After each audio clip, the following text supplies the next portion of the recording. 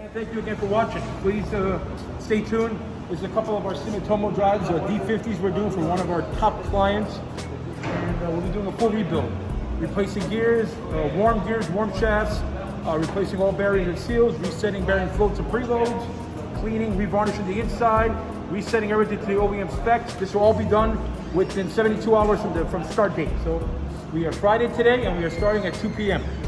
Do not forget to like, share, and subscribe. Thank you.